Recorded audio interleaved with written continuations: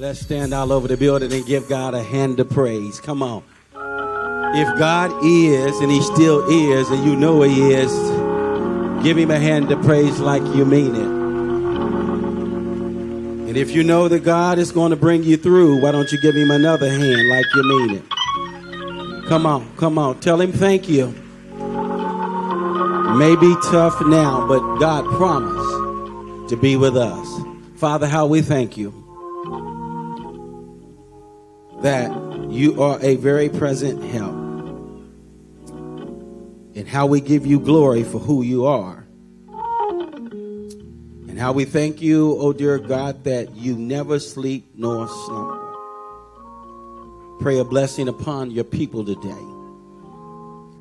And I ask, oh God, that you will speak to their hearts, their souls, and their minds. God, I pray for those who are surrounded by grief. Meet their needs today. Lift them up. Would you save and would you challenge and would you change? Hold this servant up for just a little while, and I'll give you thanks. In Jesus' name, let every heart say, amen. Give God another hand to praise. You may be seated in the house of the Lord. Good morning to you who are watching us live stream. Why don't you text your family members and let them know that we're on? The benefit of those of you who watch us via social media every Sunday, I'm talking to you now, you can reach out to someone without distractions.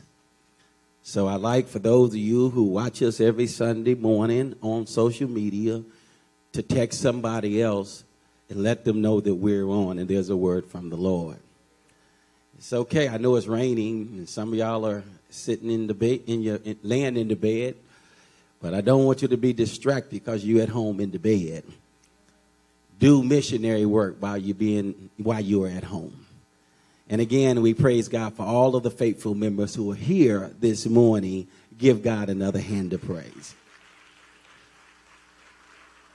Lastly, so many of you have requested the series of replenishing your life. I'd love to put it in book form, and I'll be working on that. But what we're going to do, I was talking to the media room this morning since he said he had such an overwhelming request for this series. How many of you have been blessed by this series so far? We will make this available to you. We're trying to figure out how to make it available to you for a cheap cost. I know that because I buy tapes sometimes, Reverend Nichols, a series like this really costs, but we're going to try to make it affordable and portable to you because it is our aim to help someone else outside of you. And I think it would be a good Christmas present for somebody instead of you buying some of these other things. In today's movement of this series, this sermon was actually already planned before my last week of dealing with our members who lost unexpected loved ones. I had already planned to shift to a story that dealt with grief and how do we cope with it, because I'd been having a conversation with my cousin Tia probably 2 months ago, and I told her I would do a series on grief. Her children was and her family was those who passed away in the duck boat accident. And she's a mother who had a full quiver, and now it's just her. And I've been talking to her privately, and I said, well, when I start doing the series on grief, I'm going to have you to come and I'm going to interview you so we can talk about it. And so it's interesting that when I started this series on replenishing our life, starting with rest first, and then refreshing our minds, and then we moved to replenishing our relationships, I already had this sermon in my bosom. Today I want to talk about families facing the unexpected and how do you work your way through grief. And when you think about sermons like this and series like this, sometimes we struggle because we think as we deal with grief, grief is just going to go away on its own. I need to say this to all of you. Grief is not going anywhere. You got to be willing to deal with it. There's a quote that I read that says that there is no grief like the grief which does not speak. There is no grief like the grief which does not speak. And many of us, oftentimes, we're coping with grief, but we don't know how to handle it because we feel the impact, but we never hear the voice. When you think about grief, you deal with it in two different ways. There's grief that comes from loss. And sometimes, you know, when a family member is ill or sick and you know that they are dying, you try to prepare yourself for it. But still, when it happens, you have to deal with the loss of that loved one. The loss of not being able to touch them anymore. The loss of not seeing them anymore. The loss of not being able to have a conversation with them anymore. The loss of not being able to sit down at the table and have dinner with them. You knew death was inevitable. You know that they was terminally ill. You know they were drifting away in your face, but you still have to deal with the unexpected, even though it's expected, because we never get used to death. The reason why death is so hard is because it's expected, but it's unexpected. But God never intended for you and I to die when he first made us. Most people say, well, why is this so hard? Because when God made the first man, Adam, he expected Adam and Eve to have a relationship with him and not have to die. That's why he gave them orders not to eat from the tree of the knowledge of good and evil. But when sin entered into the world, everything started dying. Creation, animals, men.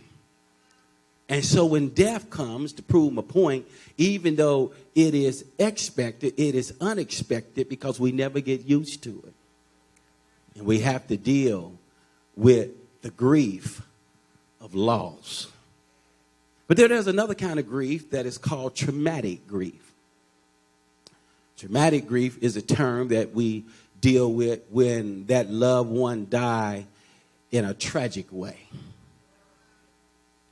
Meaning that there's in my case with my younger brother, gunshot victim.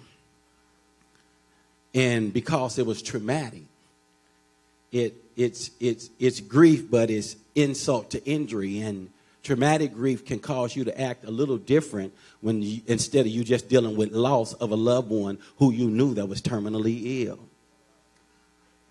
Somebody commit suicide. That's traumatic grief. And you got to deal with the trauma of what happens because you're wrestling with what happens before they passed away. Somebody's killed in a drive-by. That's traumatic grief. An airplane crash. That's traumatic grief. A car accident. That is traumatic grief. And we all have to deal with grief one way or another. And what I love about the Bible, y'all, the Bible is the book that can help set us free if we would just read it. In Ruth chapter number 1, there's a story of Ruth, Naomi, and Orpah and Boaz. Would you turn there? And this family had to deal with grief. When you think about this, 1,000 years before the coming of Christ, when this book was wrote, Samuel penned these words to let us know that grief will knock on all of our doors. In Ruth chapter number 1, I'm going to give you some tactical points on how to handle grief when it comes your way. It says in verse number 1, it says, during the time of the judges, there was a famine in the land. A man left Bethlehem in Judah with his wife and 2 sons to stay in the territory of Moab for a while. The man's name was Elimelech, and his wife's name was Naomi. The name of his 2 sons were Mahlon and Chilion. They were Ephrathites from Bethlehem in Judah. They entered the fields of Moab and settled there. Naomi's husband, here we go, Elimelech, died, and she was left with her 2 sons. Next verse. Her sons took Moabite women as their wives. One was named Orpah, not Oprah, Orpah, and the second was named Ruth. Watch this. After that, they lived in Moab about 10 years. Both Mahlon and Chilion also died. And Naomi was left without 2 children and without her husband. I want you to drop down to verse number 19. Then Naomi saw that Ruth determined to go with her. She stopped talking to her. The 2 of them traveled until they came to Bethlehem. And when they entered Bethlehem, the whole town was excited about their arrival. And the local women explained, "Can this be Naomi?" 20, "Don't call me Naomi. Call me Mira." She answered, "For the Almighty has made me very bitter. I went out full, but the Lord has brought me back empty. Why do you call me Naomi, since the Lord has opposed me and the Almighty has afflicted me?" I love the word of God because it always have practical stories and practical strategies to help you and I to handle our issues. Today we have a relationship between a husband and a wife, Naomi and Elimelech. Naomi name means pleasant and delight. Elimelech's name means God is my king. They were Jewish people who had names that really depicted and described their relationship with God. Remember, Elimelech means God is my king, meaning that he had made God his priority, even though he didn't listen to God and went down there to Moab because a famine had came in the land. But it tells you something about him, that he had a relationship with God. Naomi, whose name means pleasant and delight. These 2 people who was worshipers of Yahweh found themselves surrounded by grief. Now, I'll bring Ruth in just a minute, but let me talk about these 2 first. Because Naomi's name means pleasant, it tells us something about her character. I'm glad her name don't mean grouchy. or fussy or envy. Her name means pleasant. And she was liked by the women in Bethlehem, because it says in verse 19, they was excited to see her when she returned. You see, people are not excited to see grouchy people. And they're certainly not excited to see mean people. But in verse 19, they was excited to see her when she returned. And you got to understand, that pleasant people will go through painful predicaments. I don't care what your name means. God will allow some pain to come to pleasant people. Remember, her name meant delight. It didn't mean fight. It meant delight. It meant that she wasn't caddying and scratching everybody. Anything she could do based on her name, then guess what? What it says to us, it tells us something about her character she would do. So the girls were happy to see her. But because your name means pleasant and delight, it does not mean that you are excluded from pain. His name meant the Lord is my king. I'm going somewhere with this. And because Elimelech's name meant the Lord was his king, what it says to me is that he had made Yahweh first. He had made Yahweh his priority. And since they were living in the time of judges, when you see that in verse number 1, judges were the ones God would raise up to deliver them during the darkest times of the history of Israel. But notice what Elimelech didn't say. He did not say the judge Shamgar is my king. He did not say Samson, who God raised up to deliver Israel, it was my king.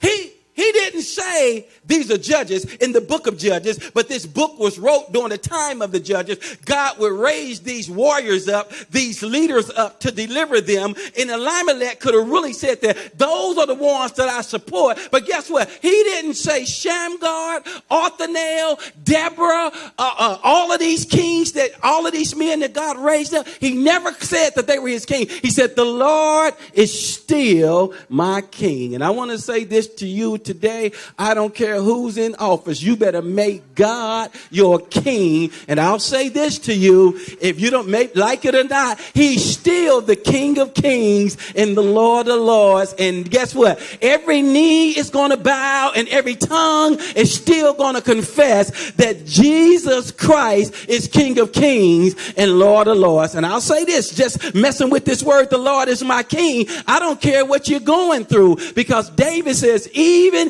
if you're going through it, he says, lift up your gates. Listen, lift up your head, O ye gates, and be ye lifted up, ye everlasting doors, and let the King of glory come into your situation. Who is the King of glory? The Lord strong and mighty, and the Lord mighty in battle. I want to say this to somebody who's going through grief this morning. I know it's bad. I know you're dealing with pain. I know your name may be king. I know you are a servant of the Lord, but pain will come to present people, and pain will come to people who still have made God their king. But here's what I want to say to you, and then I'm going to jump back into it. Wherever you are this morning, at home or sitting on the couch or riding in the car, you still pause for a moment and lift up your head, O ye gates, lift it to heaven, because God is looking. Lift up up your head,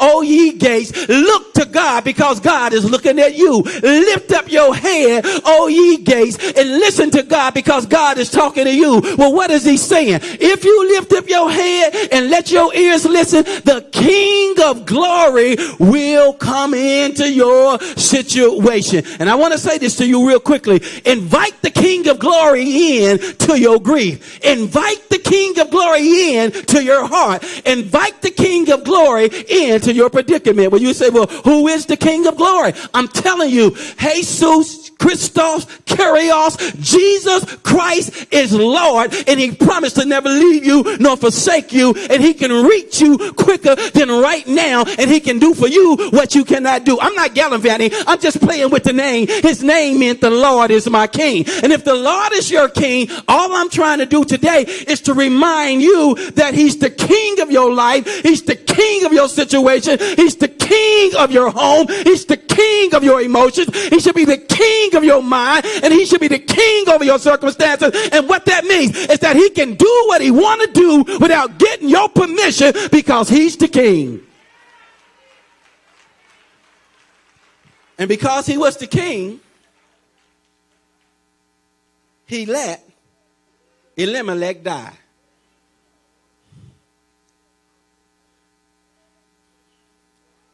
Because he was the king. The man whose name meant the Lord is king. He died.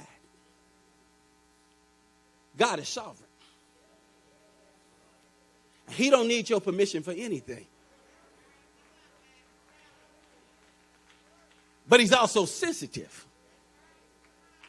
He's sensitive to where you are. Now, to add insult to injury, I wish I could stay there because that's a sermon within itself. The Lord is king. I wish I could stay there, but then 10 years later,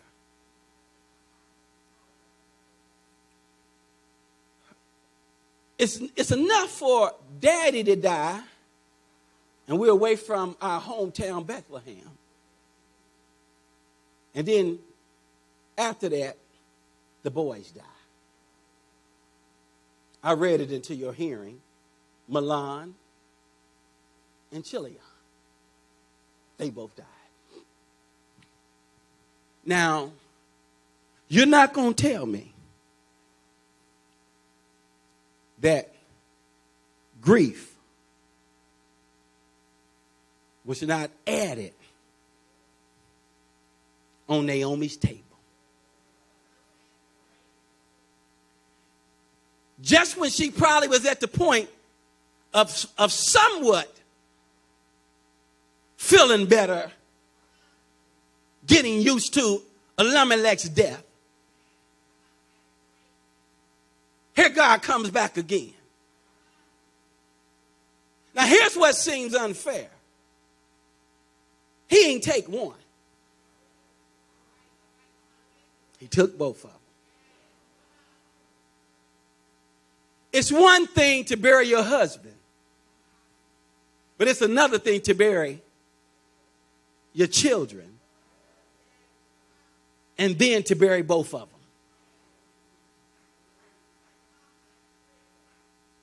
them. Naomi, whose name meant pleasant, said something ain't right about this. And by the way, when she turned home, she said, don't y'all call me pleasant. You see it? Verse number 20.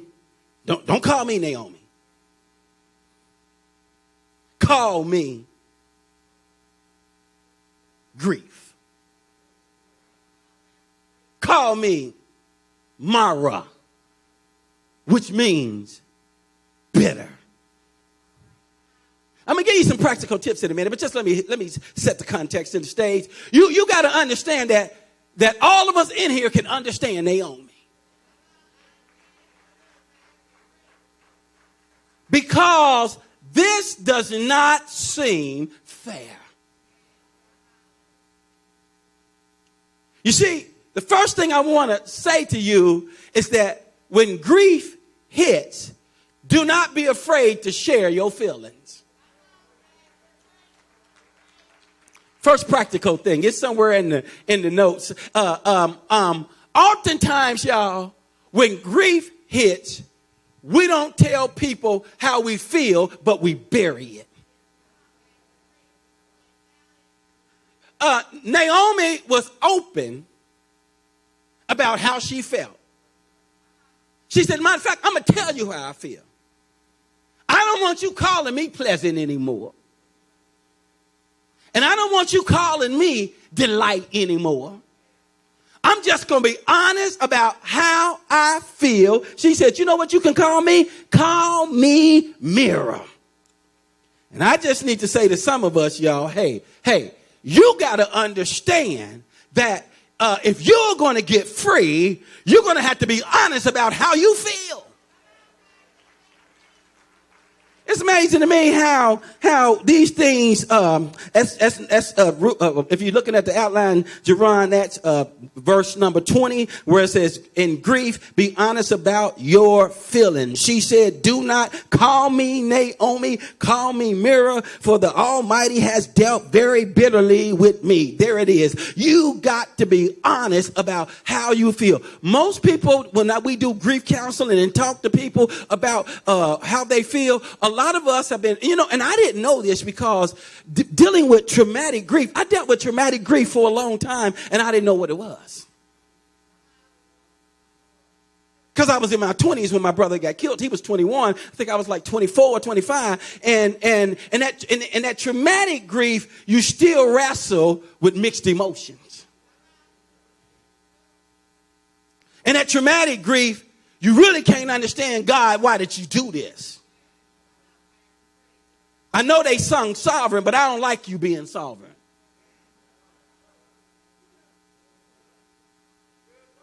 In traumatic grief, here's what happens. You start doubting some of the things you say you believe. You start saying, well, why didn't you let them die this way instead of getting shot down? Why didn't you let them die this way instead of this trauma happening? And traumatic grief, guess what? It hangs on to you. And a lot of us who've dealt with traumatic things, it doesn't have to be gunshots. It doesn't have to be suicide. But there are some things that happen to you and you are still grieving. You're not going to tell me that COVID didn't bring some traumatic grief. Talk to me up in here, you clinicians. You're not going to tell me that because if COVID, you couldn't even go to the hospital and your loved ones had to die alone. I remember getting a call from a lady who didn't go here. She called me and she was weeping. She said the nurse called me and she put the phone up to my husband's ear because she said, this may be the last time that I'm going to hear him speak. You know what? That's traumatic grief when you know that your spouse got to die alone and there's nothing you can do about it. And so Naomi was dealing with this traumatic grief and she said, you know what? I don't want you to even call me Naomi. Call me Mira. And I know it had to be traumatic grief because look at one more thing, guys, and I'll move to where the four things I want to give you today. When she got back, notice what they said. That last clause in verse number 19, it says that, watch this, it says, when they entered Bethlehem, the whole town was excited about their arrival. And the local women explained, can this be Naomi? Let me say the next thing about grief. Grief that impacts you on the inside, it shows up outwardly on the outside. And I know that it showed up because they would have never said, first it says that the city was excited because of them. That's where I get my point from. She was pleasant. She was delightful. She was good to be around because nobody's happy to see you if you mean, nasty, and evil. They was excited to see her because she lived up to her name of being pleasant. By the way, if you don't take nothing else away from my message, learn to live a life where people are glad to see you coming instead of hiding from you when they hear you coming. Or they say, hey, are you going to be at home? And because they know you're not pleasant, they know you're not exciting, they know you're nasty, you make up something, say, no, I don't think I'm going to be home. Y'all know what I'm talking about. I think I'm going to be gone. And you know you're not going to be gone. I'm glad I got some folk in here willing to raise raise their hand. You know what? It's because they don't want to be bothered with you. Why don't you start the fourth Sunday of 2021? If you've been nasty, mean, and disillusioned, just say, God, help me to be a person that people are happy to see instead of people who don't want to see me. Can I get a witness in here? There's some people that, listen, there's some people that when I see coming, I'm just so happy to see them. But I don't like all the time being around irritable, cranky, and y'all might as well get with me on this. If you are a cranky wife or an irritable husband, don't nobody want to be around you all the time. Listen, if you're a cranky child or irritable child, it's okay sometime, but guess what? That should not be your makeup 90% of the time that you are nasty, frustrated, cynical, and disillusioned. You know what they're going to do? They're going to hide from you. But if you are kind, if you are patient, if you are tender-hearted, if you are sensitive, if you are loving, if you're speaking kind words, guess what? They're going to wait for you to get home because they need a dose of your medicine. They need a dose of kindness. They need a dose. Okay, that's enough of that. My point I'm making is, Reverend, that grief had worked on her on the inside. It showed up on the outside, but her makeup was a woman who was kind. Let me say something about this. And I knew it had worked on her because they started saying, is this her?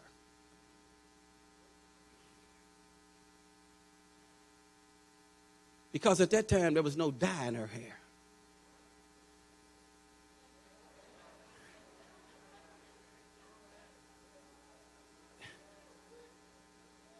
Reverend, they didn't have the products we have now.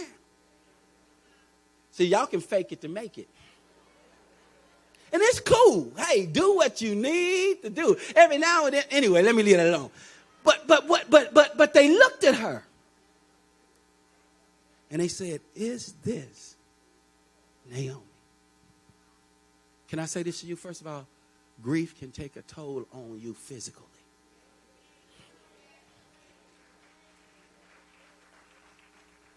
And you need to talk to somebody about it. Whether it's grief with loss, whether it's traumatic grief, it can take a toll on you physically. And in this text, you see how Reverend grief had took a toll on Naomi outwardly.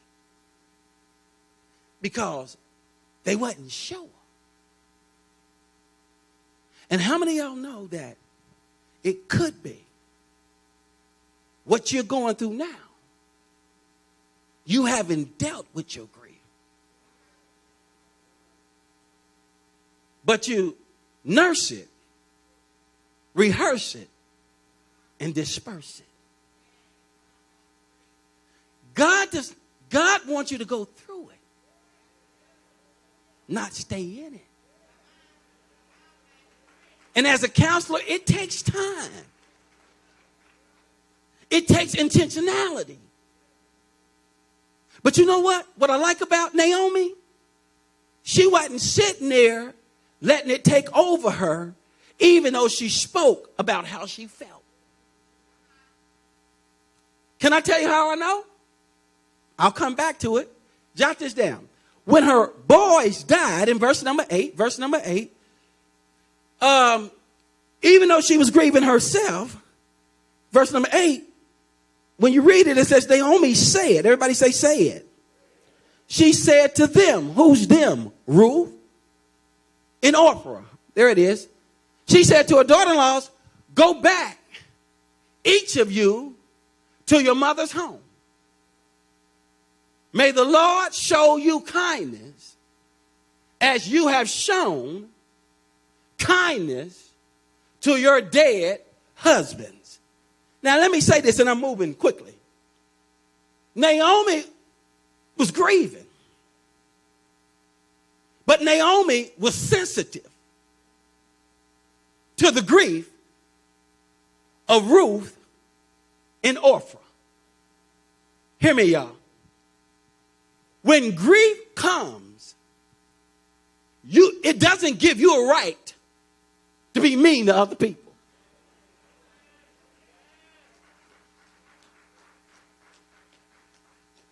Jot this down.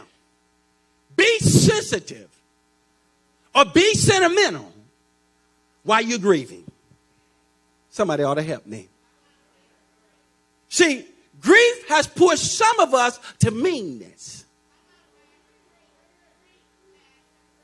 And grief can push some of us to bitterness.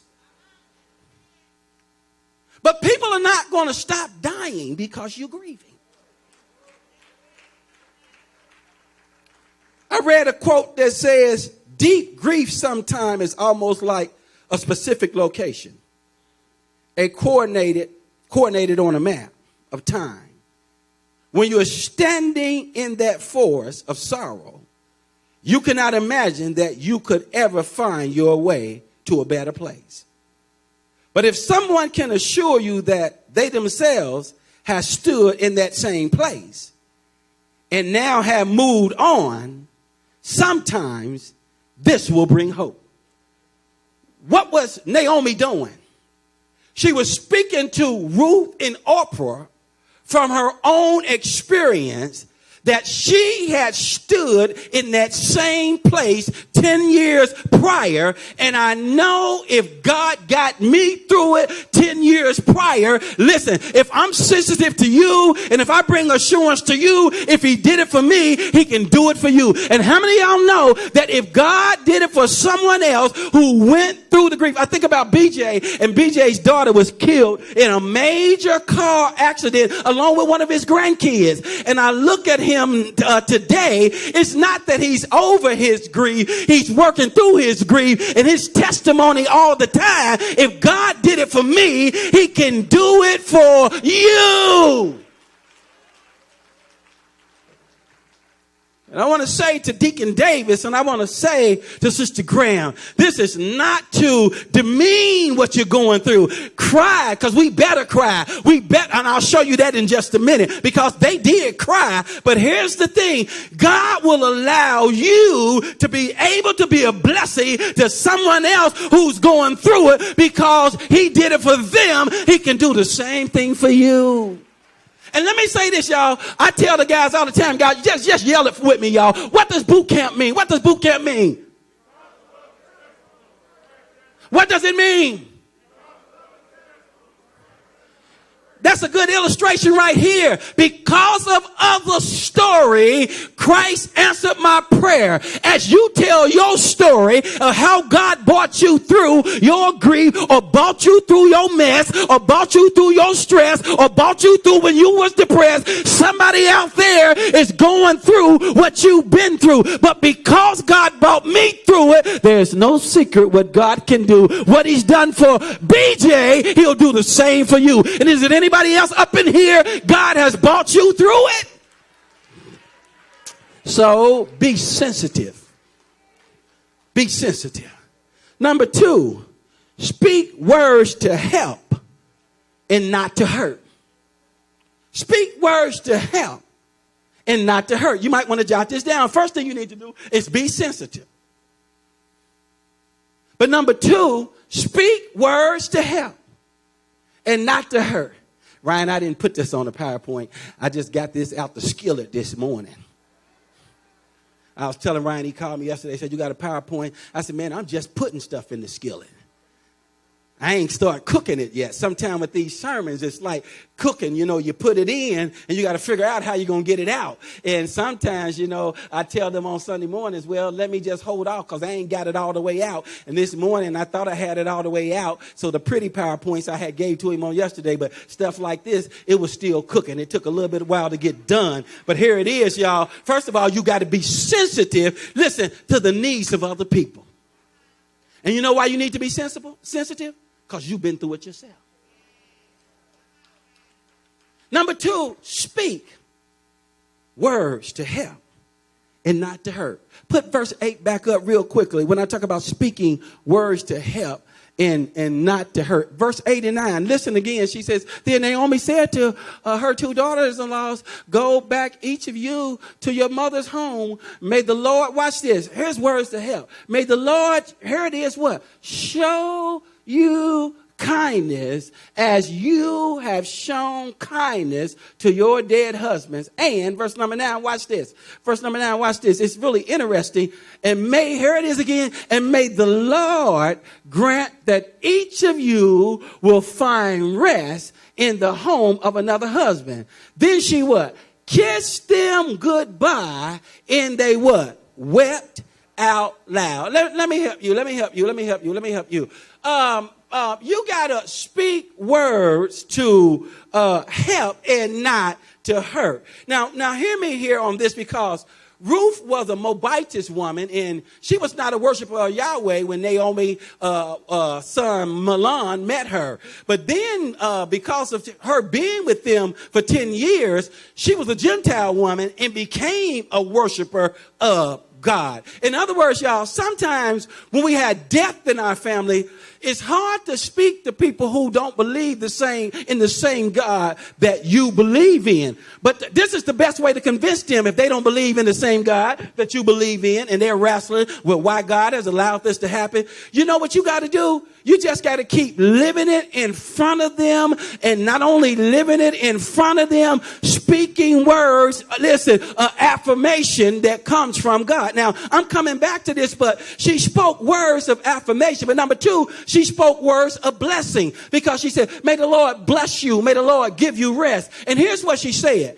Here's why I want the Lord to bless you, because you treated my sons right when they were alive. You treated them right when they were alive. And because you treated my sons right when they were alive, you got to read that verse. That's what she's saying. She said, I want the Lord to bless you. Now, I believe this, y'all. Even if they didn't treat her sons right because her name meant pleasant, I believe that Ruth would have still encouraged them and blessed them. All right, let me bring it here and talk to y'all in this 21st century. When people die, it's not the time for you to tell them off or to tell them how you feel. You need to speak words of blessing. I believe I feel a preach coming right here. Most of the time when somebody die, and you know when we don't like mother-in-law anyway, or we don't like daddy-in-law anyway. Lord, you laughing. I hope you like me. Amen. I'm just kidding.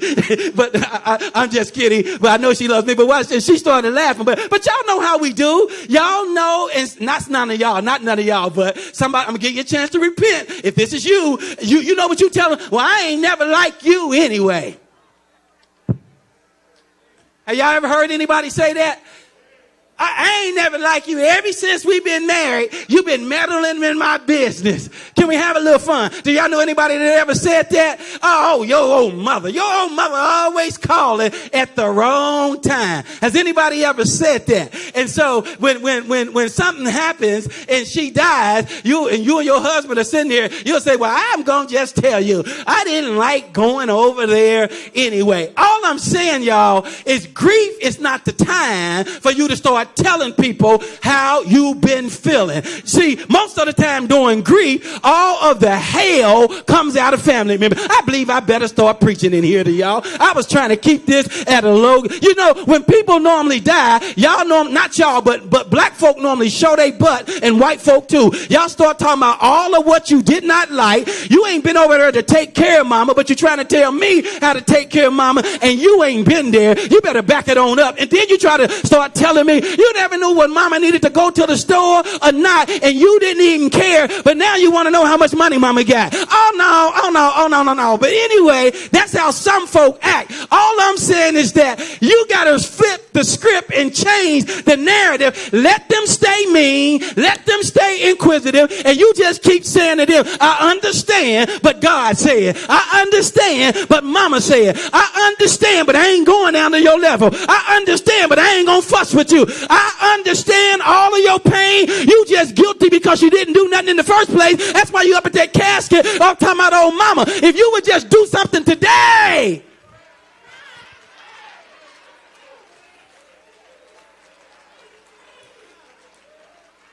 But all I'm trying to say to y'all, instead of you showing your tail, speak words to help and not to hurt. Let me bid you a good morning, and I ain't near finished.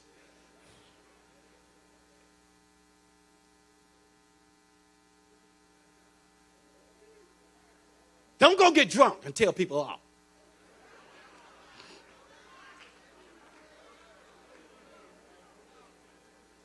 Speak words of blessing. The other children may not.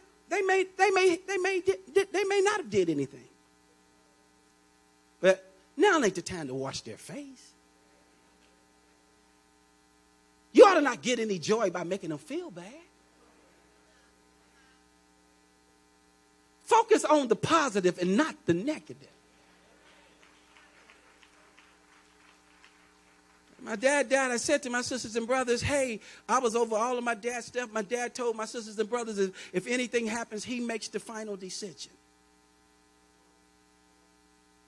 But I called my brothers and sisters and said, hey, I'm going to make funeral arrangements for Daddy. How many of y'all want to go? And one brother picked the suit. Another brother gave a tie. Another brother gave a shirt. My sister picked the casket. All I'm saying is that, look, even though I was over to Dad's house, I never ragged about who came and who didn't come. Your job is to hold things together, not tear things apart. And Naomi spoke kind words to Ruth and Orpah. And I'm serious, y'all. Y'all may not hear too many sermons on this, but I'm tired of having to be the mediator in between families.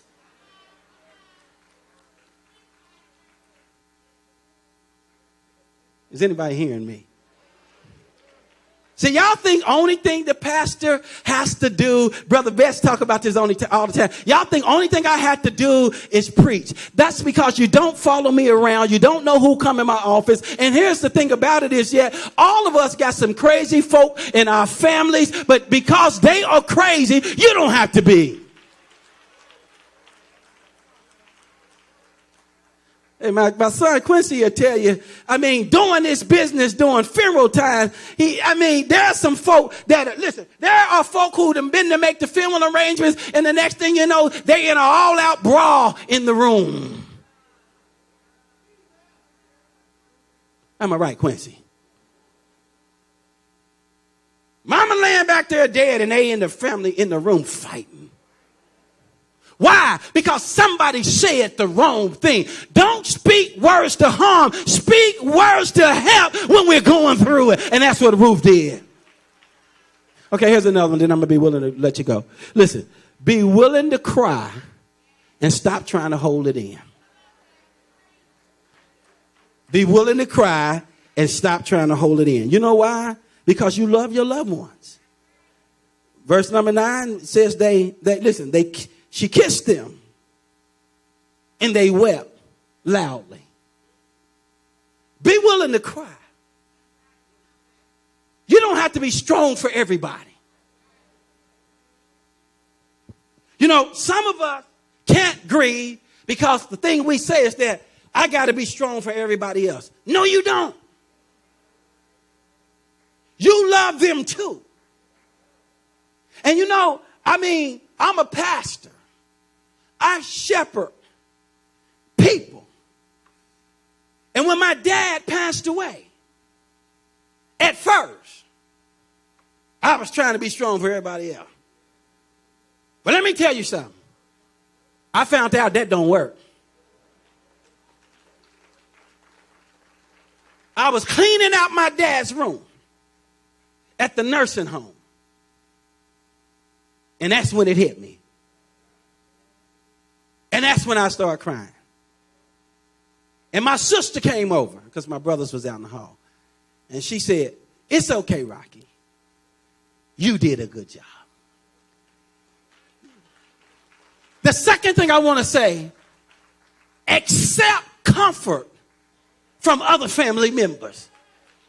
I know I'm right because it says Ruth kissed them. I'm on that verse. I'm still in verse number 9. It says that Ruth, Naomi, they kissed one another. Let me tell you something. You are not a robot. Stop masquerading your feelings. Stop trying to act like you so strong and you got it together in front of everybody else. Be willing to cry and then be willing to accept comfort from your other family members who are trying to comfort you. And you know what? Sometimes all we need is a kiss. Sometimes all we need is a hug. Is anybody listening to me?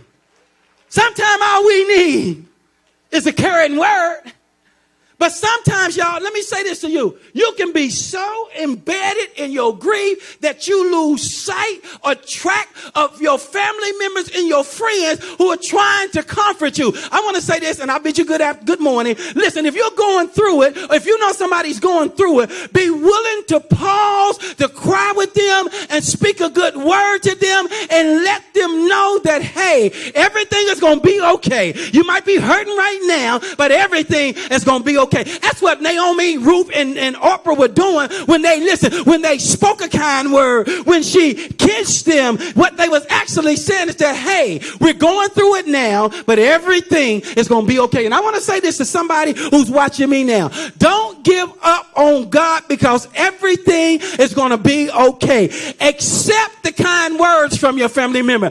Be sensitive to how other people feel. Speak the truth in love. But hey, when you get done, be willing to cry and tell God about it, and then hold hands and hug and kiss and let them know that everything is going to be okay. I bid you a good morning, but I just got to tell you that everything is still going to be okay. Maybe tight right now, but everything is going to be okay. Maybe rough right now, but everything is going to be okay. You may be feeling it right now, but everything is going to be okay. It does not have to be a death of a loved one. It could be a loss of a limb. It could be a traumatic situation, but I say to you, hold on, because everything is going to be okay. You say, well, Pastor, I don't have the ideal situation. Well, let me say this to you. You may not have the ideal situation, but you have the ideal God. God bless you. You may not have the ideal situation, but you have the ideal God. And you know what? If since you have the ideal God who never sleeps nor slumbers, and he promised that he's the God of all comfort, who comforts you in every situation so that you may be able to comfort someone else, I can tell you that everything is going to be okay. How do I know? Because David said, I would have fainted unless I still looked out and I saw the goodness of the Lord in the land of the living. And how many of y'all know, even though things may be bad now, that God is still good? Can I get a witness in here?